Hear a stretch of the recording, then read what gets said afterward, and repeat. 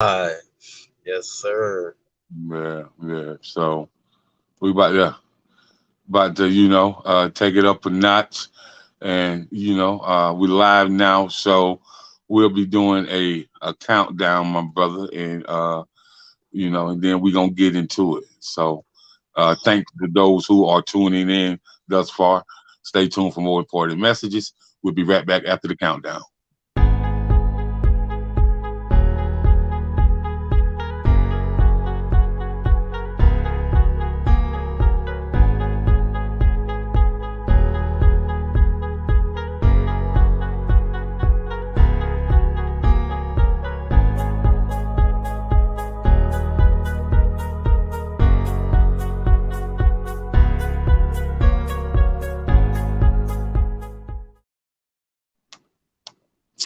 What's up? What's up, people? We're back again with the Chatterbox with your boy, the one and only, the $1 million voice of King Jacob. And once again, man, we coming at you raw and cut about the music industry on the Chatterbox with special guests, Chucktown's finest, Charleston. Sir. The one and only. I call him, the spiritual assassin when it comes to this hip hop. My man, Mike Burner. What's up, Mike? What's going on, man? How you doing? How you doing, brother? I appreciate you having me, man. Appreciate Word, you having word. It's been a long time coming. I'm well, man. I'm well. So we're gonna get right into this, the navigation of Mike Burner, the artist, man. The epic mind thought on how you put the lyrical poetry to use when you're elevating the minds of hip hop fans. So Right, right. let's talk about how the journey of Mike Burner started and where it started at. My journey in music, man. My journey in music, it started from when I was like a real young age. Those early mornings, mama cleaning up, she playing Anita Baker. You know what I'm saying? Anita Mhm. Baker really that was one of the first, not even just hip hop, but one of the first artists that sparked my interest in music. Like the way her voice was just so amazing and so huge and so impactful, the way that she talked about love. You know what I'm saying? I noticed that from a young age. So from like 8, 9 years old, for me listening to those type of songs, my mom played those, and I had an older cousin. He used to, we used to play around and write bars down and stuff like that. But really, where I got my start from is I think I was like 13 or 14, and down in my grandmother's basement. She my cousins, they introduced me to as Mike Burnham. Like I never knew who Mike Burner was until they said it that day when we was freestyling in that basement. They was like passing the mic to Mike Burnham. You know what I'm saying? And I just took that name and ran with it. And from my journey from that point on was I'm gonna be the best artist that I can be. I'm going to put my experiences and tell stories and my music from that point on. But that's really how I got my start to rapping is one of my older cousins, and then well, two of my cousins actually, Peanut, and then Book, cousin Book Tance. They used to do a lot of rapping. They introduced me to the Wu Tangs and the DMXs, and my older brother as well. Like had a huge influence on me when it came to just music in general. But from Anita Baker to Tupac to what I'm saying, those are how I could explain myself as an artist is if Anita Baker and Tupac had a baby. You know what? You know what, boy? You said if Anita Baker and Tupac had a child, that Right. child be named Mike Burner. Yeah. Word, boy. Hey, listen. So we're gonna rewind it back when you said that the reason how Anita Baker captivated your mind at a young age? For one, it was her voice and how she was so passionate about singing about love. And Right, so, right. with that captivated you at a young age, how did that help you formulate a lot of your material from an influence such as the legendary Anita Baker? And by the way, shout out to Anita Baker because she just controlled Her and masters. passed a master's. Yes, yes, she got a master's Yeah. back. So Yes, that sir. means that she's it's gonna be money that she ain't never seen in her life with her owning the masters now, man. So Right, that's right. dope. That's dope. So speaking of hip hop, right? Mm-hmm. I feel like a lot of people have taken the love out of hip hop, the Mm-hmm. true essence when it was built off education, family, and community. Right.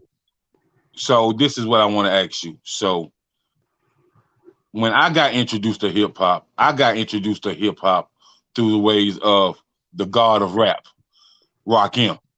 Right, right, right, right.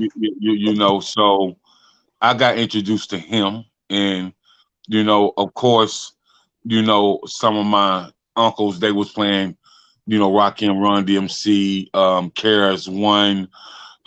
They were playing people like Kwame, Right. Kid and Play, and then there was a 16-year-old that was a protege of Rakim. He studied Rakim. His name is Nasir Jones, but Right. we call him Nas. So that influenced heavily. But then they had in 1989, they had some gangster rap come out called Right. NWA, Niggas with Attitude. And Right. Right. so, when I heard this, I was like, these brothers is really tearing down this microphone. This microphone is sizzling hot, but they saying fuck the police. Right. Right. They talking about police brutality. Right. And Right. I feel like when the gangster rap came out, it kind of reiterated what the quote unquote street guys could do with their voice. And they could Right. have a Right. voice through music. So Right. how do you think it lost its essence from the positive community educated rap to when it transitioned over into the trap and the gangster rap? So do you really think that really reiterated how people view hip hop? Yeah, I mean, absolutely. But I think you've always had different type of artists in hip hop. You know what I'm saying? I just think the the mainstream is showing or trying to say that that's what excuse me, that's what true hip hop is, right? The Mm-hmm. mainstream. But you have all, you know what I'm saying? You have all different type of artists, you know what I'm saying? But I think the essence of hip hop, you know, lost touch when they created a mainstream instead of it just being hip hop, rock, R&B. They got so many different type of sub genres now, and I think that's what's taken away from hip hop. It's not necessarily that it lost its essence in hip hop. People don't know what hip hop is. It just evolved into something different. Mm-hmm. You know, they just allow too many people in the hip hop. You know, into the music industry. People who aren't really artists. You know what I'm saying? They just doing it for the clout or for the money. You know what I'm saying? They're not doing it because they love the art of it. I think that's how it lost its touch mainly. You know what I'm saying? You got too many people out here rapping and making music that's not artists. You know what I'm saying? Like that's just my opinion and how I see it. You know what I'm saying? But shout Okay. out to people who actually, it takes a lot of courage to get out there and do that. You know what I'm saying? It takes a Right. lot of courage to be an artist. To say I'm gonna go to the studio and I'm gonna rap and I'm gonna put it out. Like, but Hmm. I'm still a true, but I'm still a true hip hop head. So I still cringe when I hear garbage. I ain't gonna lie, I still cringe. But I understand. But I understand it because like I got younger cousins and you know things of that nature, and I understand how it's evolving and how it's changing. TikTok, Instagram, all these different social media platforms that's giving people a voice now. So that's where Hmm. it evolved. That's where it evolved at. You know, you got more platforms to really display whatever type of talent you got musically. So, so Mike, when I started working in the music business in 1997, Right, I started in Washington D.C. right, I'm from South Carolina, but all my aunts and uncles live in the D.C. area. right. So, um, I had a homeboy that worked for DreamWorks Records, and he was like, "Man, won't you get some money with me? And let me show you some things you can do with the music business." So, I was working on club promotions and street team promotions, and my very first gig was working with Noriega on the What Noriega tour.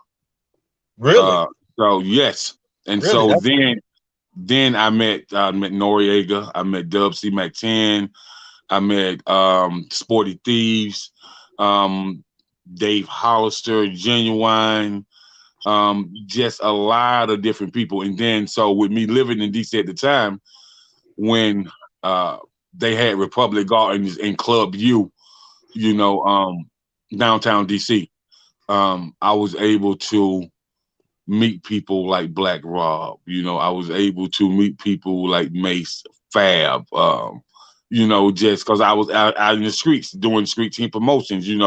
Taking promo to the radio station. Working with the club owners. So, and what I know about though that era, and even after I started doing that, I had took a job in Florida as well, and when I seen the rapper we know as Mr. Busset Baby Plies. right, right, This right. was, this was in St. Petersburg, Florida, man, and I want to say this was about.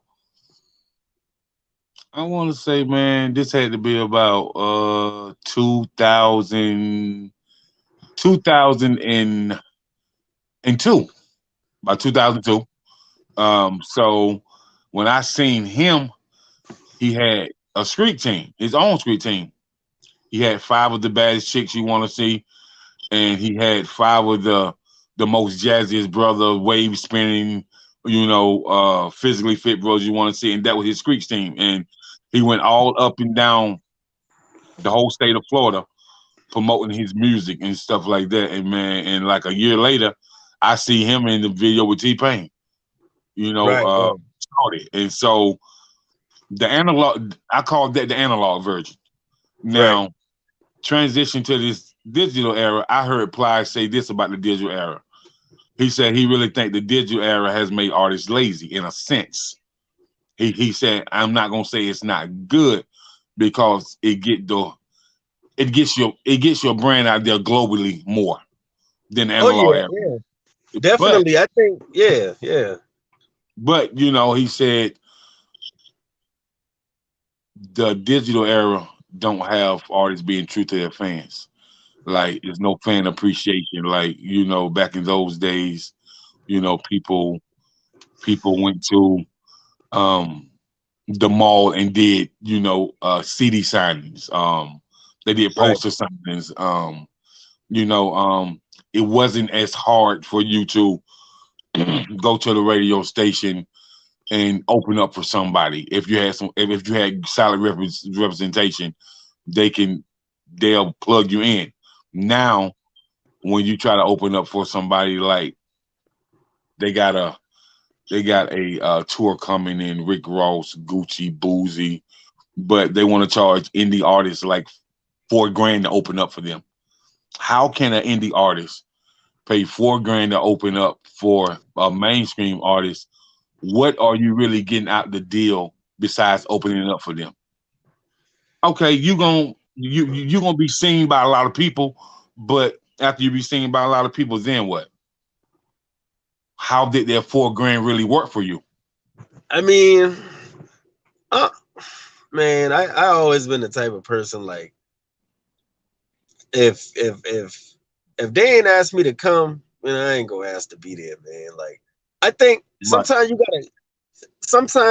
gotta know when something is worth investing into. Like, yeah, you might get the exposure, but I feel like just being in the room, you know what I'm saying, and you move the room the right way, people can see you. I don't feel like it take $4,000 for somebody to see you. You know what I'm saying? Like, but I wouldn't knock a person if they paid for it. But an indie artist, if you ain't really got no backing, it's gonna be hard to spend $4,000 to open up for Rick Rostam. You know what I'm saying? Right. Like, And I tell any artist, do you know the type of moves we can make with 4 grand if you let me market this the right way? Man, yeah, like, like it. We can make some moves. So, what I tell indie artists, I see a lot of R&B artists do that. You know, when I was in Florida, when I visit Florida, Chicago, when I was out in right, San Diego, I seen a lot of artists, have their own business card, such and such entertainment, have their artist name on there, have their website, and on the back, it would have specializing in songwriting, vocal arranging, also right, right, available for weddings, birthday parties, and like they would just work the room, man. Like, and they don't be a headliner, be performing that, but they just work the room, and right, and you might catch them outside when it's about 4 or 5 women walk outside, and right, they just be over in the corner somewhere singing, right, you right, know. right. And here these women is asking for a business card, and before you know it, man, you got four available book dates. You know what I mean? Just because you know how to work the room, and I understand what you're saying about work the room. And so, with you being a hip hop dude, man, what's the first day you fell in love with hip hop, bro? So you really got to, if you a hip hop head, hip hop hip hop has got to be like a vessel that's inside of you, man. So when would you say that hip hop welcomed you and you fell in love with hip hop? Well, before I answer that question, I actually was in love with R&B first. I just like in Okay. R&B, yeah. So I really love R&B more than I love hip. Well, I can't say that, man. I love both of them really, but R&B music just gives me this feeling too. But when I really first fell in love with hip hop, man, I think is when Lil Wayne was like killing the mixtape game, right? Mm-hmm. That's one of the first times where I'm like, I really could be a rapper. When I let me hold on, let me go back a little further though. When I really fell in love with hip hop is when I heard LL Cool J for the first time. And I heard Ooh. how he was it, and I heard how he was able to, and I heard how he was able to talk to a woman without being vulgar. You know what I'm saying? Without he could be metaphorically smooth. You know what I mean? And still do his thing. You know what I'm saying? Like still really talk to that female fan base. Like my brother had a LL Cool J tape um that I popped in. And he probably don't remember he had this tape, but I took this tape and I was listening to this tape. It had along the girl with extensions in her hair, bamboo Right, earrings, these two pair, a Fendi bag and a bad right, attitude. That's all I right, need to get you in the. You know what I mean? Like right, that's right, that's right, what right. made me. That's what made me fall in love with hip hop. One of the things. Also, Tupac, man. Tupac really made me fall in love with hip hop as well. Like his storytelling and the way that he spoke to the black community. You know what I'm saying? His poetic influence. He like one of my major influences from hip hop as well. So that LL Cool J, Tupac, and Lil Wayne. When I first heard Lil Wayne, I was like, man, this low dude got all this power in his voice, man. Like, it just gave me a lot of confidence, man. He was super confident about what he was rapping. And he was the smallest dude in the crew. Right, But I feel like he right, had the most talent.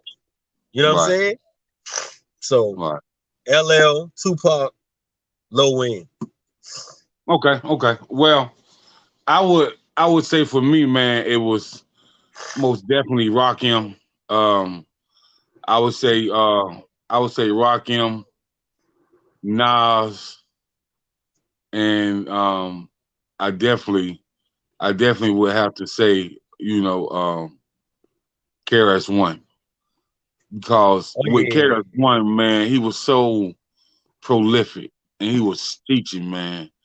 right, He was dropping jewels on the science onto what it is to be a black man and where right, you come from and how your melon in your skin makes you obsolete to right, anyone else that was ever created.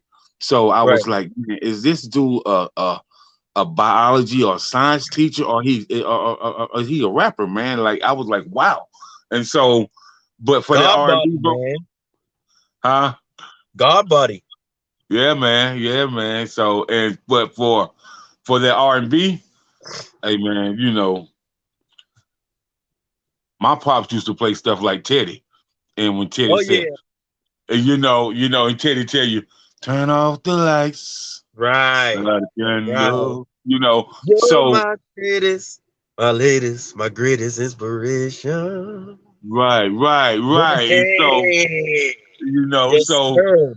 so that good R&B, man, but now LL had a big influence on you how you talk to ladies. So LL was the type of dude that was not afraid of his emotions, and he had a vulnerability when he was creating and writing a song. So when he went in the booth, that you can feel every metaphor in his vulnerability.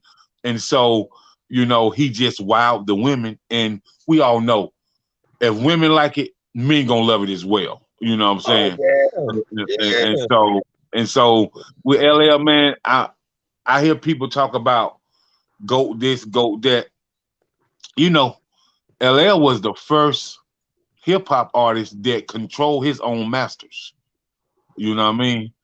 And so when they talk about GOAT this, if you want to say uh what rapper has been on the most soundtracks, that's LL. Um what rapper, could come out today and still sell? LL can come out tomorrow with an EP, bro. And he's guaranteed to sell 1 million copies, hands down. You know why? Because LL have old school fans that are loyal. You know what I'm saying? So, and I don't feel like young fans are loyal. They flip flop. Old school fans, bro. Listen, bro. I went to CIAA weekend. This was back, I guess. I'm gonna say this was back probably about 2000. I'm gonna say about 2015, right?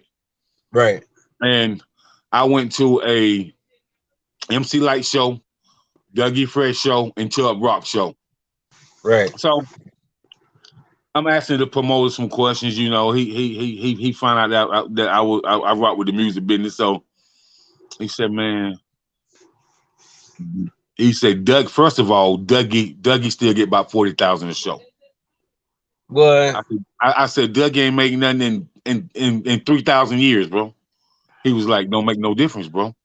Dougie make timeless music. He said MC Light get about 25 a show. Chubb Rock still can get about 15 to 16,000 a show.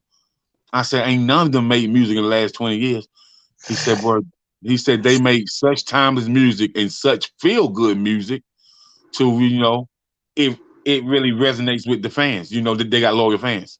And right. so with your music, Mike, like I told you, man, you make community action type music. A lot of rappers don't want to really, especially when they're on that indie level, they don't really want to say what's going on in the community, man. They don't Well, want to talk. You know what's crazy, man? Like a lot of people, I had this conversation with one of my partners the other day, man, and a lot of people don't know that I write and record all different type of music, not just rap. Like, and I've always been very versatile. A lot of people just know I got bars. Like they know me Crazy from bars. rapping because that's what I mainly did. But yeah, I just love being creative. Like on any side, man. Pop reggae, the gospel reggae, whatever you want here. Whatever I'm feeling, that's what I'm gonna create. Like I don't force myself to do one certain type of music no more. You know what I'm saying? Mm. Like it's it's, it's So, it's it's whatever feels good to me now, you know, and so what's not going against my music morals. You know what I'm saying? Because okay. I have music morals, you know, just like So morals as a man got music wow, morals. music Mars. Okay, okay, that's what I'm talking about. So, man, you talked about that. That I want you to spit some bars on this show, bro. You know what I mean? Right. So I want you to give them a taste of these bars on this show, bro. Y'all want to hear something from the boy Burner, man? Yeah, man. King Yeah. Jacob asked me to drop some bars, so I'm gonna drop some bars for y'all, man. It's something low. Do you know what it really feel like? Did be the man on the beat, cause I never been scared of defeat. Don't compare them to me. What you get out is what you put in. On this grind, I got master's degrees. I came up to show love to my team. My footwork made me ball like a king. Ran up that check, then I blew out some steam. Looked at my son, so follow your dreams. Took me a loss, I came back to redeem. Put it all on my back, I got family to feed. Genetically great success, what I bleed. Telling my story, confessions of me. Universally passionate, reap what you sow. It's a little something. Word, word, word. So with that being said, man, there was a track that you put out a while ago, Which one? and I think that it was a track where you had the Jill Scott instrumental. Jill Scott. I I just did a freestyle on that, man. I felt like rapping over some Jill Scott, man. So Wow, wow, crazy, bro, crazy. And so, man, let's let's talk about how you was feeling at that moment that you rapped over that Jill Scott. Because, man, listen, man, that long walk song that she has, and you let's was take a long walk around the park after dark. Find a spot for us to start conversation, ill relation, innovation, AR situation. Yeah, man, that's a beautiful record. yeah. I wish I wrote that song, man. You know what, Burner, man. When I heard you spit the Relaxation. word, when I heard you spit them bars over that, man, I was like, wow, like that's different, man. So when you can be that creative and spit bars over a neo soul artist like Jill Scott, bro, because Jill is something crazy, man. Yeah, Her talent is she's great. amazing. She's amazing. Word. I'll tell you what though. I'll tell you what though. I got this record that I've been that I worked on, man. So I just recently stopped drinking. You know what I'm saying? Not recently, but I stopped drinking like uh the end of February. You know what I'm saying? It Okay. was just something that I had to cut ties with. I felt like in order for me to enter the new chapter and tap into that other side of greatness, that I had to let that go. You know what I'm saying? I had to let that vice go. That was a vice that was holding me down for so long. You know what I'm saying? And so the backstory behind this record is that I was, in between jobs and just had a lot of things going on, man. And when I stopped drinking, I didn't have anything to numb that pain that I was feeling and things that I was going through. So I had a writer's block because a majority of the time when I created music, I was intoxicated. Like Mm. 90% of the time I was intoxicated when I created music. So this record was like, it freed me from that vice, that bondage of vices that I had. And Mm-hmm. I just can't wait for the world ahead, man. Cause when they hear this record, this a big record. This a big record right here. Hmm. This Okay. one of them this one of them songs that everybody gonna be able to relate to, and it's gonna open people up to be free to themselves, man, and just be free to be who they are. You know what I'm saying? And I tapped into another side of greatness. I Hmm. tapped into a whole new level of greatness when I let that go. Hmm. Wow. That's deep, bro. That's really deep how you can feel something that's stagnating your process and it can resonate in your mind like I really need to let this go if I'm going to advance to the next plateau in my life. I could never get to this next level if I keep letting this hinder me. And so for you to even recognize that, that says a lot about your mindset, bro. You know Right. what I mean? So that's dope. That's dope. So let's talk about Mike Burner, the the crazy uh artist, who's learned to captivate his artistry on so many different levels. But now he has to transition into learning the music business. And so, but before we do that, we're going to take a quick commercial break and be thinking about that question, man. And we'll be right back after this. Stay tuned for more important messages.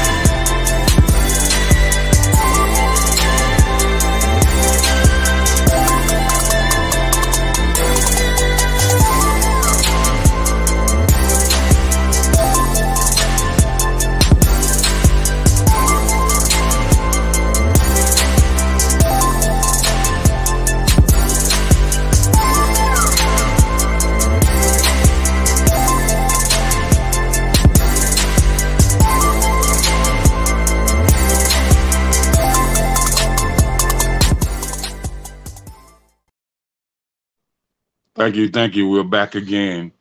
Welcome back to the Chatterbox with King Jacob, live with recording artists, from Charleston, South Carolina, that's representing, the whole South CAC, Mike Burner.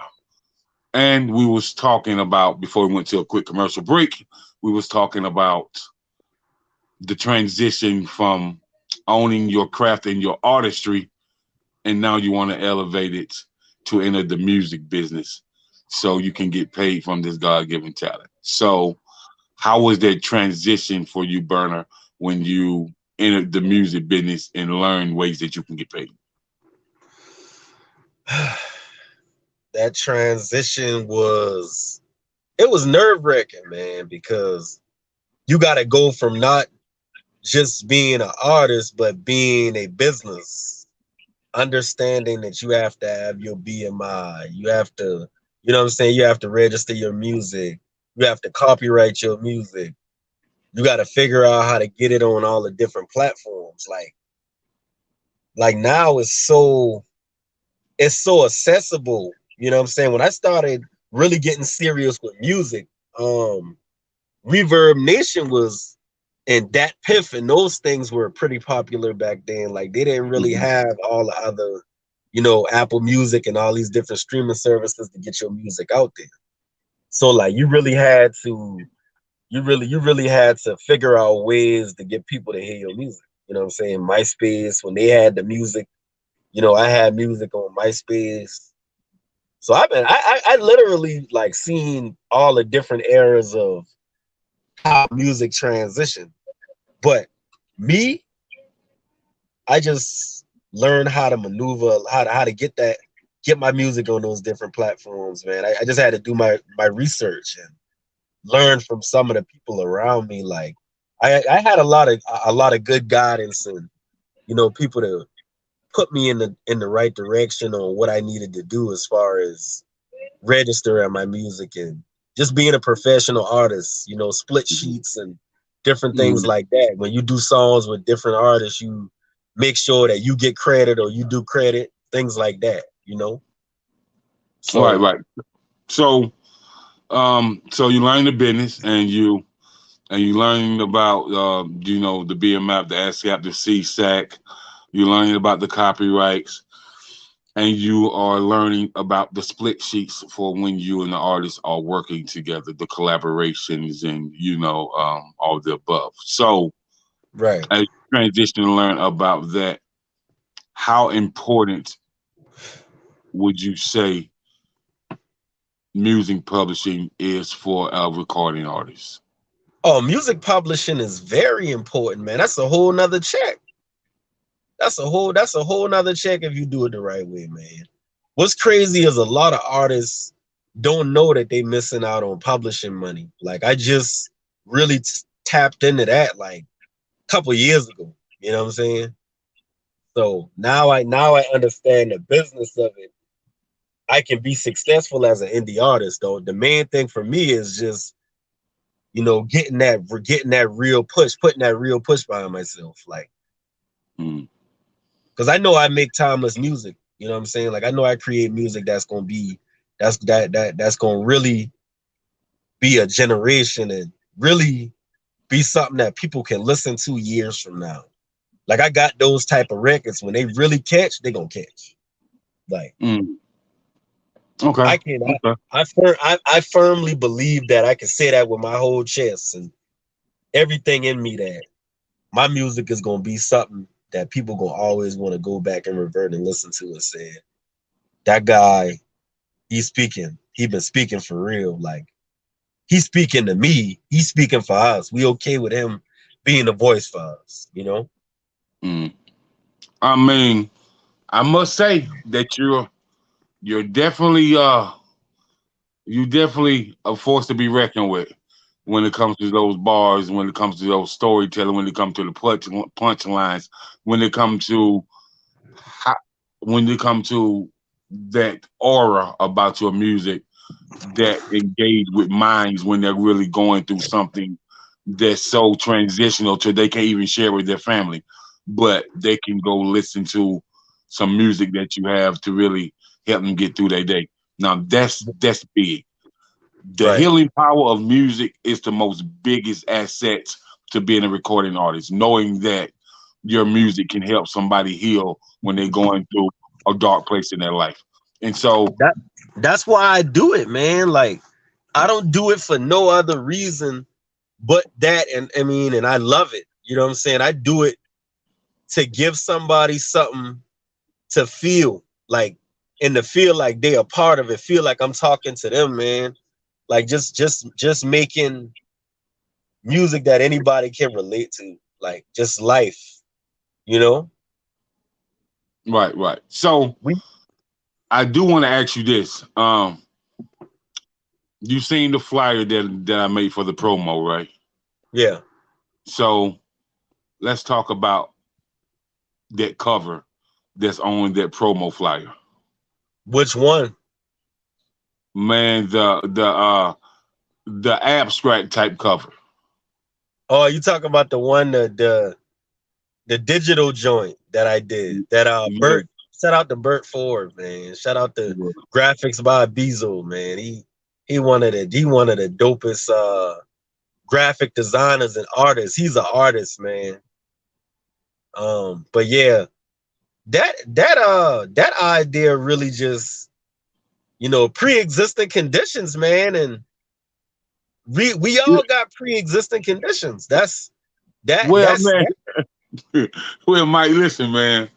When cause you sent me one pic, and I said, let me go through his social media, see what he got. Let me see how my mind can kind of draw a vivid picture with this flyer. And I was like, I'm gonna send it to him and see how you like it. And you was like, wow, it's dope. It's dope. So, Yeah, I when like I how you seen put the that together. yeah, man. So when I did the pre-existing conditions, when I seen that, bro, I wanted to know more about, you know, the concept of it, the vision of it, the song. I wanted to know, man, like pre-existing conditions, bro. Like that says a lot about society and about people in society and Yeah. about how society is ran. So break down that pre-existing conditions, man. So really, we were in quarantine, man, when like this was early quarantine when Uh-huh. I actually created the record. But then I also had my own pre-existing conditions going on. And the people around me had their own pre-existing conditions going on. So the melody was, I was like, beautiful melodies coming from my soul. I made mistakes so I can grow. Strong mentality, take you where you wanna go. Keep pushing, don't even get too comfortable. Beautiful melodies coming from my soul. I made mistakes so I can grow. You know what I mean? Like, and really, Right. that melody just sparked. It just made my mind, just made my create. It sparked my creativity just from that melody. You know what I'm saying? Just seeing everything that was going on in the world. People was dying from a disease that we didn't even understand. We didn't know what it was. Then you had people that were dying from just regular pre-existing conditions, drug overdoses. You know what I'm saying? The opioid overdoses was at an all-time high when I created that record. You know what I'm saying? Like, so I'm looking at that. I'm looking at what's going on with the government. I'm really looking at what's going on in my backyard. Like, we really don't know if we're gonna survive this pandemic. A lot of people probably won't survive this pandemic. So, based off of the pre-existing conditions that they already had, that just made it worse. Mm. So I'm like, let me speak to the people. Let me speak to the people that look like me. Let me speak to the people that don't look like me. You know what I'm saying? And let me give them something to feel. Let them know that I'm going through the same thing and I can relate to what they're going through. So that's why beautiful melodies go, coming from my soul, man. Like, because that's really what it was. Right. Okay. Beautiful melodies in a dark time. Mm. Wow. Talking about some music healing. That's what I'm talking about. And it's funny that you say that this pre-existing conditions, and that just brings out another question for me to ask you. How do your music how does your music resonate with the way you have to navigate through life as a black man in American society? How does it resonate? Yeah. Uh I it just in so many ways, man. That's really hard for me to answer. But just in says I don't have one answer for that. Because me being a me like for an example, when my cousin Walter Scott, God bless the dead, that's my cousin. Oh, whoa, whoa. When Hold up. he Hold up, Burna. So I knew you all this time, and man, and Walter Scott is your cousin. So Yeah. we just gonna reiterate, bro. First of all, man, blessings to you and your family because you guys went through a hell of a lot. You know what I mean? A hell of a lot. and probably are still going through. So, with Walter Scott being your cousin, and us all knowing, what happened, and and the things that that never seem to get fixed when it comes to American society, when it comes to dealing with the black and brown man. Right. So with you thinking about what happened to your cousin, and when you're sitting there writing, and when you're coming up with a storyline for your music, how how is that for you mentally and emotionally? Man, it's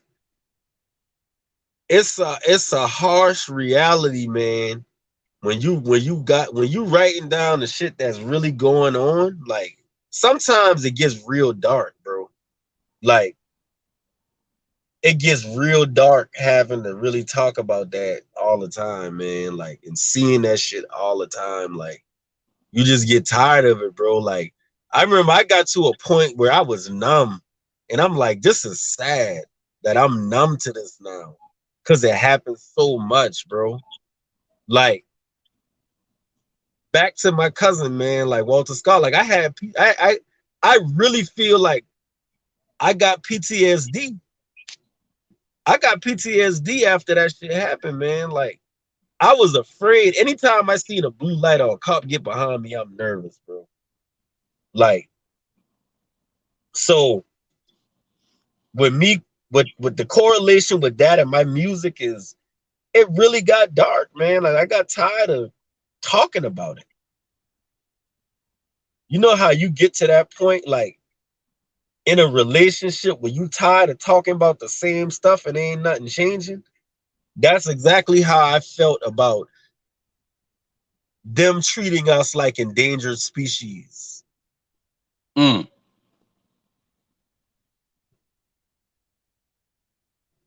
That's one of those topics, man, that I could go all day about it. Like I got a young son, and his dad had to be a scapegoat. You know what I'm saying? His dad's cousin had to be a scapegoat, and so on. We all as black men gotta be a scapegoat to the police brutality. They've got to try to make an example out of us because they afraid of us. You know what I'm saying? They really afraid. They really afraid, and they really dislike us, and it is hate in their blood for the black and brown man and woman. Mm. So with that being said, man, and we're talking about your music, and with you having a family member, that went through that, and it didn't end up good. R.I.P. Walter Scott, man. And my blessings and prayers are with you and your family always.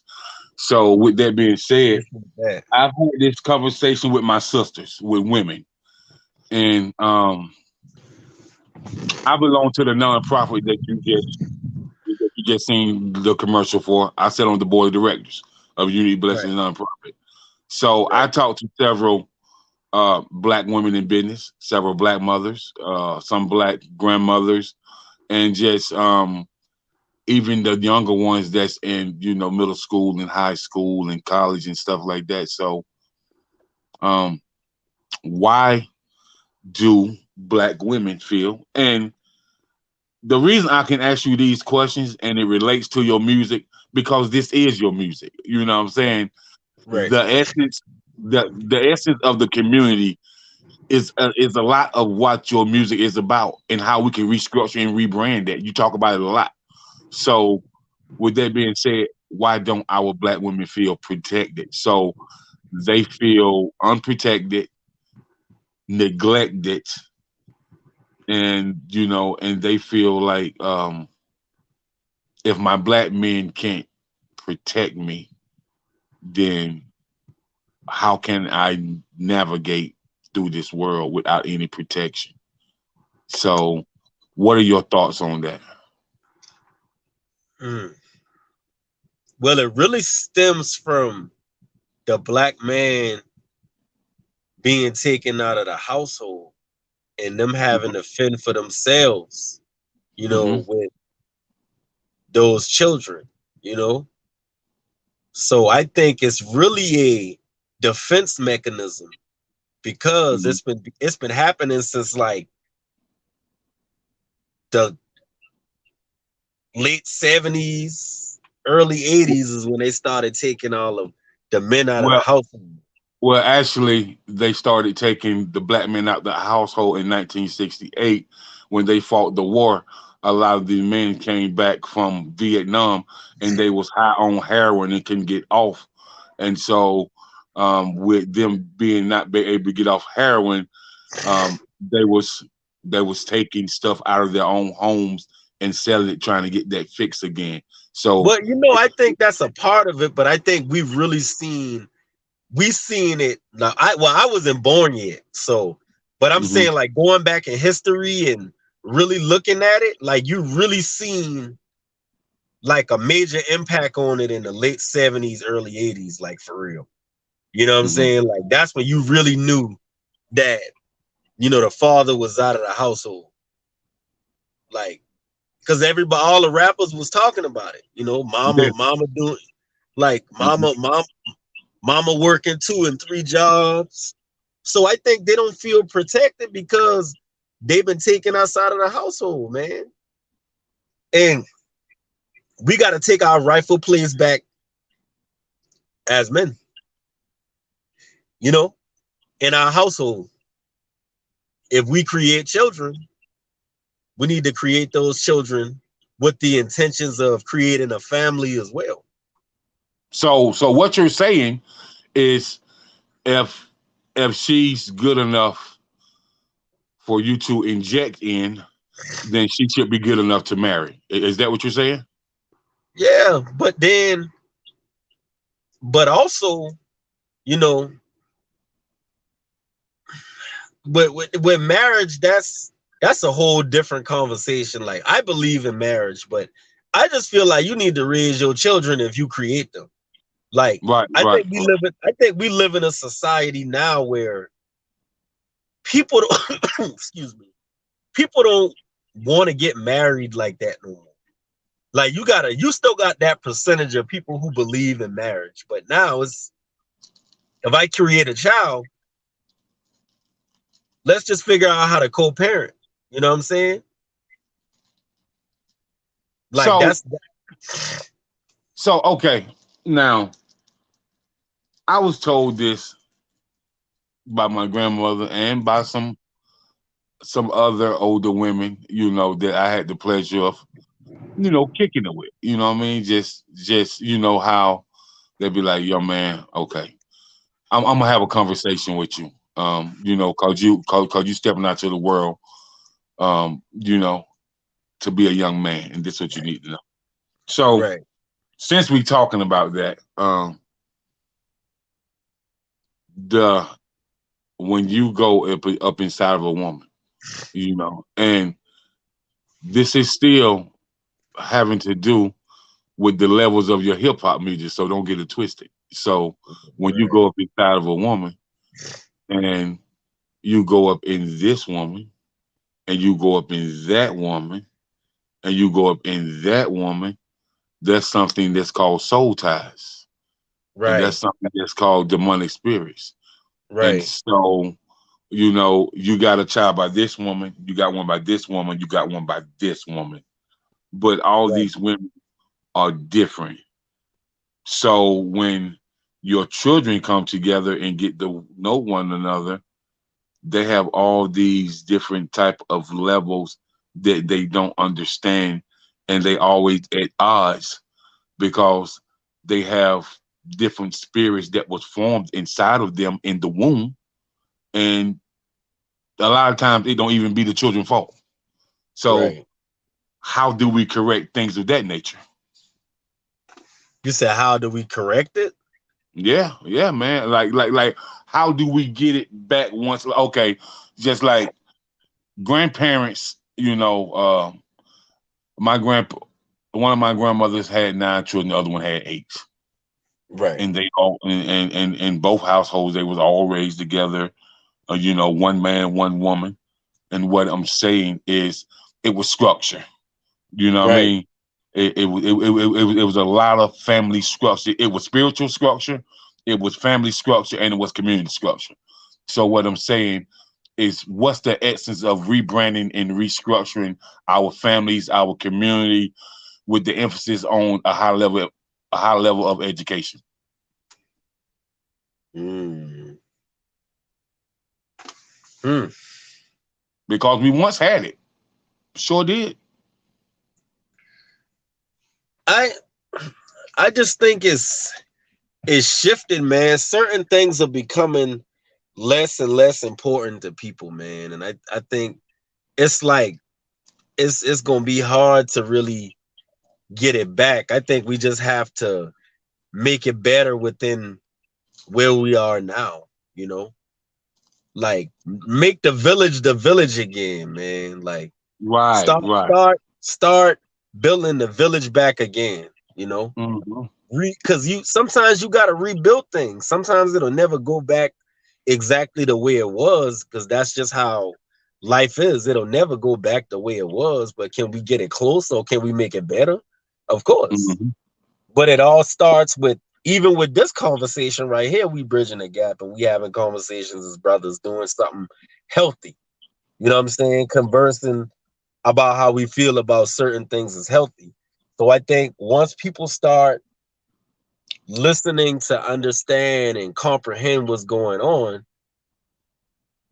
then we'll be better off as a community, as a people, instead of being judgmental based off of one or two things. Let's talk about how we can make it better. Let's talk about how we can learn from each other. Let's talk about how we can help each other heal.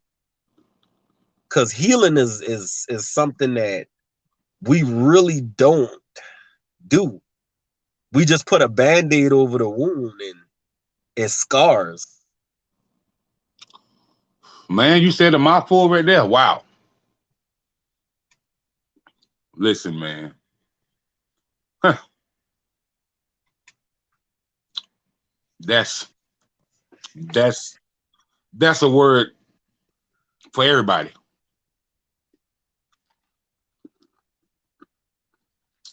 Putting a band-aid over the wound and creating more scars. There's no healing power. Nope. So, um, the special place of healing sometimes means you have to back away from a certain circle. Right. But it's so hard for people to do that. So, I don't. I just say, man, that we got to do what you said. Get the village back again. And once we get the village back again, then we can see what the rebranding and the restructure will restart again. And so I definitely agree with that. And so, Burna, I know that you got some new music out there, right? Oh yeah. Hold on one second. My bad. Okay. Yeah, I got some new stuff, man. Always, bro. Okay. So we almost out of time. So we're gonna give the audience a chance to find out where they can go get your music. And I definitely be bringing you back again. You know, we're gonna definitely chop it up. I'm definitely going to have a live panel discussion, the rebranding and the restructure of the Black community, and I definitely bring you back on for that as well. So shout out to my homie Kenneth Brown, who will be, on that conversation and directing us on a lot of different things that we have involved in the community, but us as Black people just don't go get them. Right. When I say that, community money, grant money, your county money, citywide money, So, but yeah, man, tell us where we can go copy your material at, and where we can vibe with you at. And do you have any new visuals coming out? Let us know when they're coming out, and all that good stuff. I don't have no dates on anything. I don't want to give any false dates out right now, but just know we working.